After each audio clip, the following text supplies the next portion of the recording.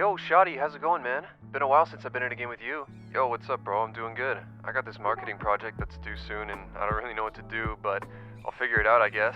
You and the family doing well? Yeah, for the most part. My son is in his senior year of high school and is still insisting on going pro in esports.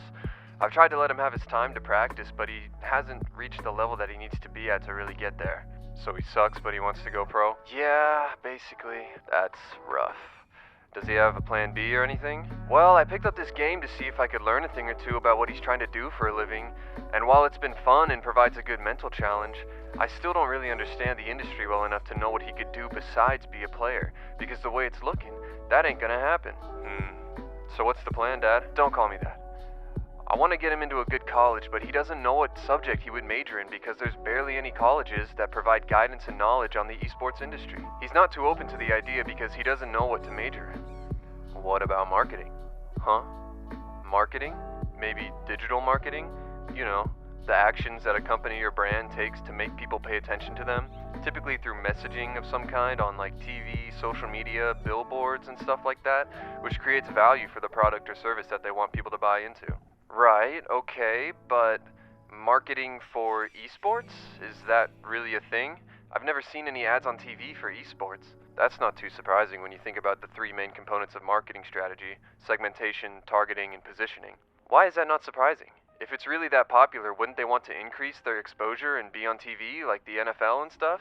Not necessarily. It's all about segmentation, where people are placed into groups based on different variables that ultimately determine the best way to reach out to that group of people. Go on. You see advertisements of NFL teams on television because that's where everyone watches it.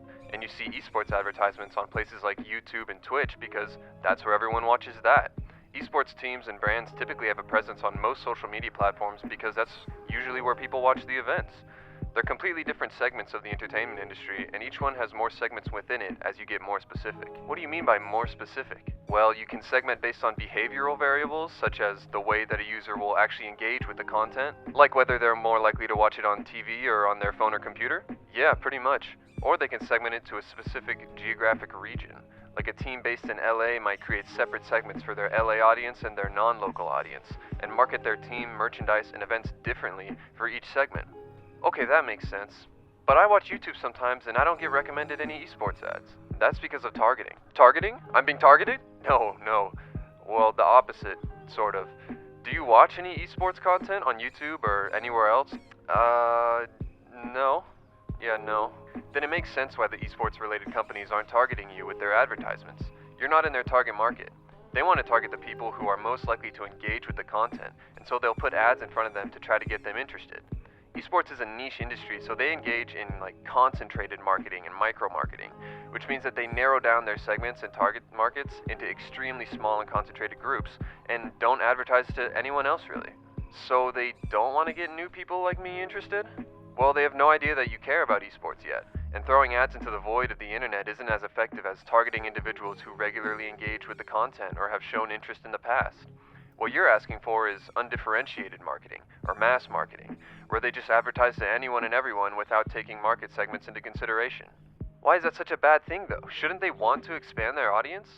The reality is that the esports scene is extremely young, and there are many people who still refuse to acknowledge it as a legitimate professional entertainment activity.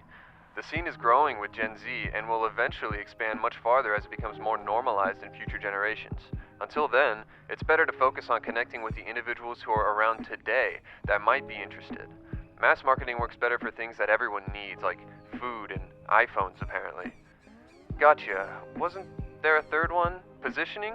What's going on with that? Well, positioning is basically the mental perception of a brand inside a potential consumer's mind, and how it compares to its competition in the areas of value, quality, purpose, and image. It's basically like a mental hierarchy that people have of competing brands. So like if I was comparing the Overwatch League with the NFL, you could, but the esports and traditional sports scenes don't overlap too much, and don't really see each other as competition. In fact, many traditional sports team owners have invested in their own esports teams.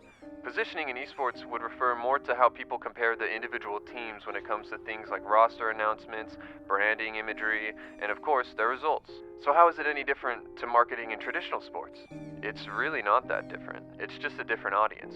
Your son is the type of person that esports brands market to because he's highly engaged with it. So because he's engaged with esports content online, he is more likely to be put into a certain segment and targeted? Yep.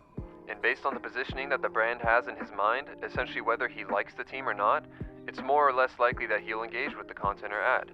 Does he have a favorite team? Well, he likes the Dallas Fuel because we live in Dallas. One of his favorite players is on their roster, and he thinks the blue fire logo is really cool. Yeah, Dallas Fuel is a great example of a brand that knows its audience and has been successful at building it throughout the years. It's not too surprising that they have a good position in your son's mind. They seem to have a good position in most Overwatch League fans' minds. Well, I'd like to learn more about the brand my son is interested in. How did they manage to position themselves so positively in my son's mind? Well, that comes down to the 7 P's, my friend. 7 B's? The 7 P's of the marketing mix, as in product, place, price, promotion, people, process, and physical evidence. Okay, now I'm confused. That was too much. Did you say product? My bad.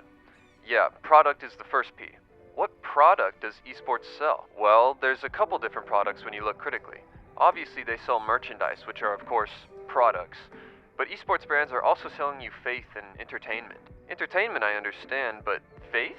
Just like a regular sports team, esports teams sign pro players and create promotional content showing off their skills and personalities. When you combine this with unique and attractive branding and an interesting brand personality, you might just sell people on your team or brand, giving them faith in the team to perform. So it's once again just like traditional sports. Pretty much, when an NBA team signs someone underwhelming, the fans lose faith and engage with the brand less, right? Esports brands are selling the same product as traditional sports brands, just to a different audience. Okay, so what's the next one? Place. Can you guess what this one refers to? We kinda already talked about it. I'm guessing it means the place that the brand is being marketed, like online, on TV, in person at arenas and stuff. Right, it's the place that the product is actually sold, which, like your son knows, is on YouTube, Twitch, and other social media sites. I am a marketing genius. The next one is price, and this one's a bit tricky. Isn't YouTube and Twitch free to watch? Yeah, which is why it's hard to assign a monetary price to it, unless you're looking at the price of merchandise, which is, of course, its own competitive market. So does that mean that unless you buy merch, there's no price to pay? Not at all. By simply choosing to sit and watch esports or traditional sports, you're paying the price of time, which is why it's important to prove that the customer's time is worth the entertainment and results that a team can produce. I know I've paid my fair share of time watching football, and I'm sure that you've had some emotional moments throughout the years of consuming football content. Oh yeah. When the Cowboys fell out of the playoffs, I just about exploded. Then some might say that you paid an emotional price for consuming their product. I see. So theoretically, if I never got into football as a kid, then I wouldn't have gotten targeted and sucked into consuming so much football content, which led me to pay an emotional price in that moment. Well, you could put it like that, but the thing with esports and regular sports is that there's always the possibility of a positive emotional experience, where a team overperforms or delivers exactly to the expectations that people had for them, and you've gained additional value for your price paid in time. So it goes both ways in these kinds of markets. I never really thought about it like that. You make me feel like I have an immense time debt now. Sorry, but it might be true. Shut up, market boy. What's next? Promotion, which is of course the actual way that a brand goes about telling their audience about their offerings. Esports brands are highly active on social media and engage in a variety of promotional strategies that are mostly focused on the digital online space. They make hype videos, host local events, make content around the team, release highlight reels, spotlight players with photography and videography, create digital graphics, and my favorite, roster reveal videos.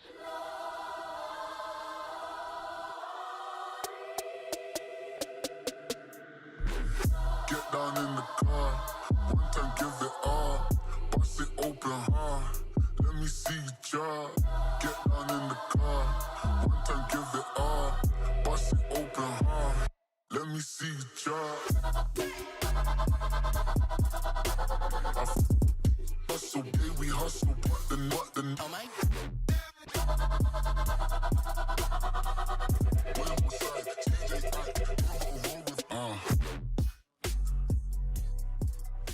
Okay, yeah, that was pretty sick, right? These are some of the things that your son could work on if he decided to move into a different direction within esports. I'm starting to see it a little bit. What's next? The next one is people. People? Well, obviously you need people in order to do anything, Right, but this refers to how you think about those people who are inside and outside of the business, and how each moving part is connected and how they work together to create a favorable position for the brand. In this case, they need to really understand the people that they're advertising to, because certain people will not engage with esports related content. So my son is one of the people involved with this whole thing? Technically, yes.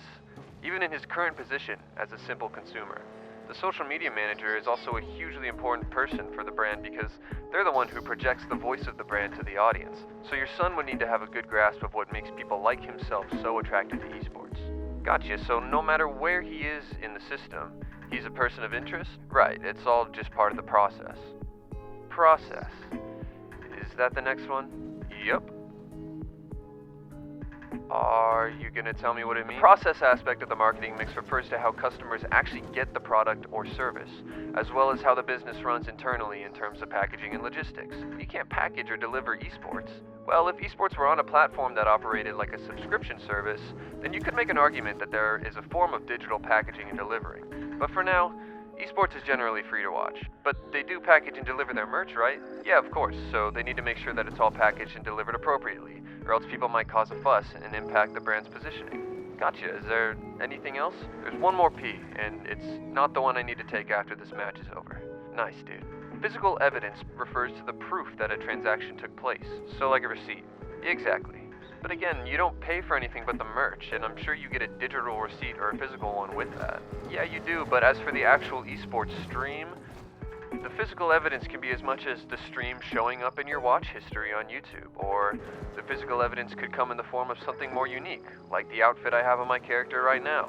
Your outfit? Yeah, I like the Soul Dynasty, so I bought their special skin in the shop, and now I can show my support for them in the actual game. Physical evidence that they sold me as a fan. Whoa, okay, I got you now. So there's actually a lot that goes into esports other than just playing the game. I'll have to go talk with my son about it and see what he thinks. Cool, man. Well, I'm gonna finish up this game and then go figure out how to start my marketing project. Sweet, man. I'll catch you some other time. Peace, bro. Oh, what am I gonna do?